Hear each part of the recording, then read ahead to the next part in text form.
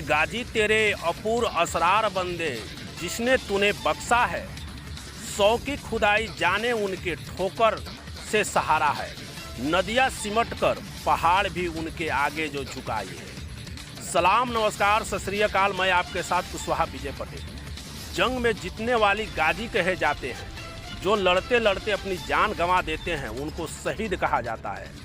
जो लोग सिर पर कफन बांध लिया करते हैं उनको मौत का कोई डर नहीं होता। जो लोग जान हथेली पर लेकर जंग लड़ते हैं वो मौत को भी मात देने की ताकत रखते हैं। आज हम आपको ऐसे ही जाबाज सैनिकों के बारे में बताने जा रहे हैं जिन्होंने झांसी की रानी लक्ष्मीबाई की हिफाजत में लड़ते लड़ते शहीद हो गए। लेकिन सबसे हैरान करने वाली बात यह है कि इस जंग में सैनिक के उनके सिर धड़ से अलग हो गए। इसके बावजूद भी वह सैनिक तलवार भांजते रहे और दुश्मन से लड़ते रहे। यह तारीख की ऐसी जंग है जिसमें कटे सिर वाले सैनिकों को देखकर अंग्रेज अपनी जान बचाकर भागने लगे, क्योंकि उनकी समझ में आ चुका था वैसे लोगों से जंग लड़ रहे हैं जो जिंदा रहने पर भी लड़ते हैं और सिर कट जाने के बाद भी लड़ते हैं। क्या आपको पता है कि झांसी की रानी लक्ष्मीबाई की एक भाई भी जो धर्म से मुस्लिम था? क्या आपको पता है रानी लक्ष्मीबाई से गद्दारी करने वाले कौन लोग थे और उनके साथ वफादारी किन लोगों ने की? आज हम इतिहास के पन्नों को पलटकर ऐसी ही सच्ची दास्तां सुनाने जा रहे हैं जिनका ताल्लुक है आपसे और हमसे, जिनका ताल्लुक है बीते हुए कल से।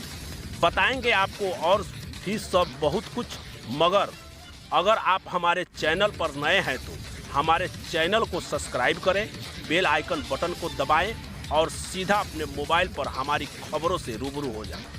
लौटते हैं अब हम खबर की तरफ। चमक उठी 57 में वह तलवार पुरानी थी, बुंदेले हर बोले हमने सुनी कहानी थी।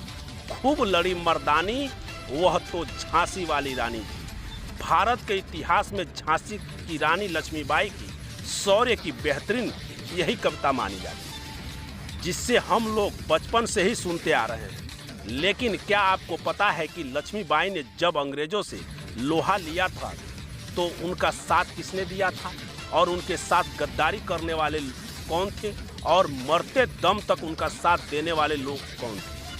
क्या आपको पता है कि रानी लक्ष्मीबाई का अंतिम संस्कार करने वाला एक मुस्लिम था? क्या रानी लक्ष्मीबाई की हिफाजत करने के लिए पठानों की एक बड़ी सेना आई थी जो सिर कटने के बाद भी अंग्रेजों से लड़ते रहे? इस बारे में हम तस्लीम से बताने जा रहे हैं। लेकिन सबसे पहले इस बात को जानना जरूरी है कि रानी का साथ किसने दिया और किसने गद्दारी की। दरअसल देसी रियासतों की ब्रिटिश राज में मिलाने की अंग्रेजी शासकों की नीति की वजह से तत्कालीन वायसराय लोटहोजी ने दामोदर राव को रानी लक्ष्मीबाई गोद लिया हुआ बेटा मानने से इनकार कर दिया। झांसी के कुछ गद्दार सैनिकों के मदद से अंग्रेजों ने झांसी पर हमला कर दिया। उस वक्त अंग्रेज से लड़ाई के दौरान ग्वालियर के महाराजा सिंधिया ने रानी लक्ष्मीबाई का साथ नहीं बल्कि वो झांसी की रानी के खिलाफ थी। महारानी लक्ष्मीबाई उस वक्त बांदा के नवाब अली बहादुर को राखी भेजकर मदद मांगी थी। बहन की राखी की लाज निभाने के लिए नवाब अली बहादुर द्वितीय ने 10,000 सैनिकों के साथ अंग्रेजों के खिलाफ जंग लड़ने के लिए झांसी पहुंच गई। लक्ष्मीबाई ने खुद बांदा के नवाब को खत लिखकर राखी भेजी थी। महारानी ने उस वक्त खत को बुलंदी भाषा में लिखा हुआ था। उन्होंने अपने भरोसेमंद डाकिया लाला दुलारे के हाथों बांदा भिजवाया था। महारानी लक्ष्मीबाई ने इस खत को बुंदेली भाषा में लिखा था। हमारी राय है कि अंग्रेजी की शासन भारत पर न होना चाहिए, इससे हम लोगों को लड़बो बहुत जरूरी है।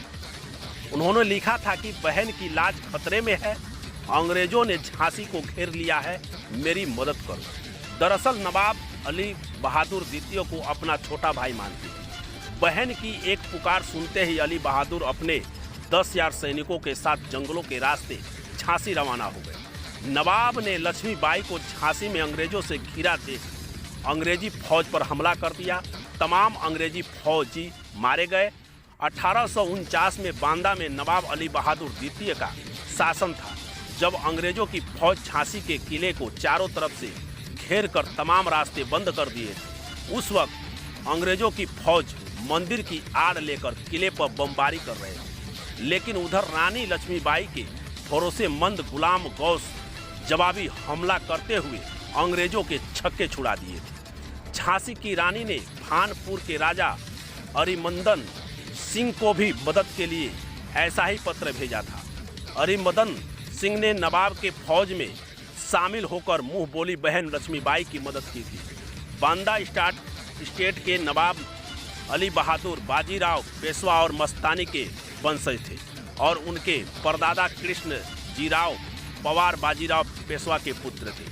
झांसी की रानी तात्या तोपे नवाब अली बहादुर पर बहुत भरोसा करती थी। महारानी की शहादत के बाद नवाब अली बहादुर ने ही महारानी का अंतिम संस्कार किया था। अंग्रेजों के खिलाफ जंग में रानी का साथ देने पर अंग्रेजों ने उन्हें कैद कर महू भेज दिया था।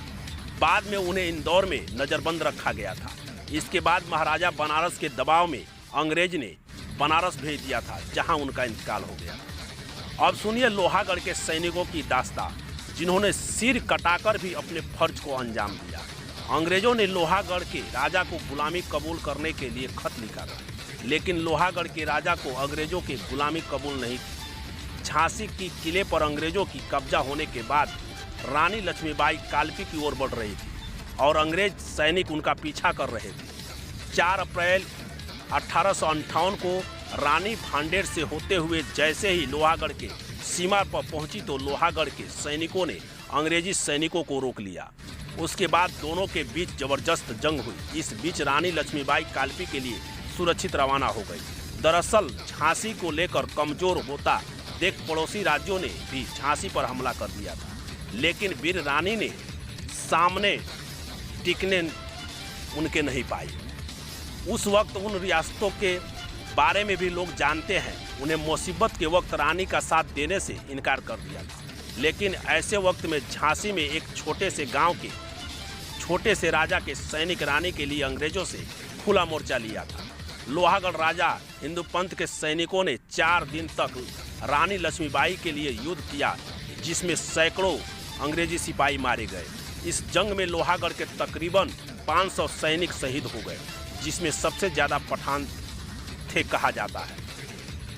लोहागढ़ के कई सैनिकों में इस कदर जोश था, सर कट जाने के बाद भी अंग्रेजों को खदेड़ना लोहागढ़ से बाहर ले गए थे। अंग्रेजी सैनिक एक और जहां रानी लक्ष्मीबाई का पीछा कर रहे थे, वहीं दूसरी ओर रास्ते में पड़ने वाले छोटी रियासतों पर हमला कर अपने कब्जे में लेने के लिए जंग कर रहे थे। इसी के तहत अंग्रेजी फौज ने लोहागढ़ के किले पर हमला कर दिया, लेकिन जाबाज पठान सैनिकों की बहुलता वाली फौज का सामना नहीं कर सके। तमाम अंग्रेजी सिपाही मारे गए और लोहागढ़ के 500 सैनिकों ने अपनी जान की कुर्बानी दी। मरने वाले सैनिक में सभी जाति के सिपाही शामिल थे, लेकिन सबसे ज़्यादा जाति पठान की बताई जाती है।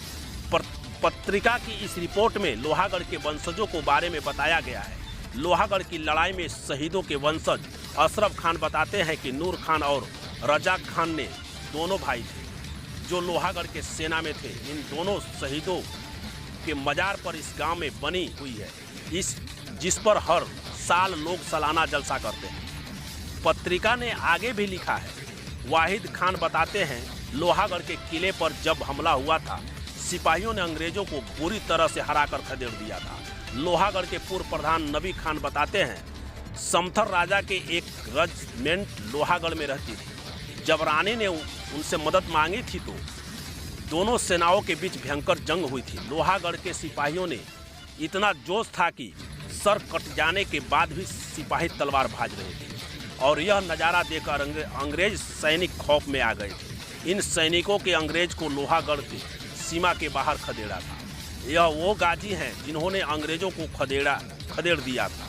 लड़ते लड़ते शहादत का जाम पी लिया, लेकिन सिर कटने के बाद भी लड़ गया, जिसे देखकर अंग्रेज खौफ खा गए। दरअसल भारत के छोटे छोटे राज्यों में बटा हुआ था। उन राज्य का एक तरफ से राजा का देश था। राजाओं में एकता होती तो देश कब का आज़ाद हो गया होता। लेकिन अंग्रेजों के लालच ने इन राजाओं के इतना अंधा कर दिया था कि जंग में भी अंग्रेजों को साथ देने लगे। नहीं तो 1857 की जंग ही अंग्रेजों को भारत छोड़ने पर मजबूर कर देता। कई ऐसी जगह राजाओं ने अंग्रेजों के साथ मिलकर भारतीय राजाओं के खिलाफ लड़े और कई राजाओं और बादशाहों ने अंग्रेजों के आगे सिर झुकाने से इनकार कर दिया था। लेकिन तात्या टोपे बांदा के नवाब अली बहादुर अरीम दमन सिंह सिर कटाने वाले लोहागढ़ सैनिक का इतिहास हमेशा याद रखा जाएगा, जिन्होंने ना तो अंग्रेजों की दलाली खाई और ना तो उनकी गुलामी कबूली। और चलते चलते आखिर में साहिर लुधियानी ने क्या खूब फरमाया है, हम अमन चाहते हैं लेकिन जुल्म के खिलाफ, गर जंग लाजमी है तो जंग ही सही। फिलहाल इस वीडियो में इतना ही, अब हमें दे इजाज़त, नमस्कार।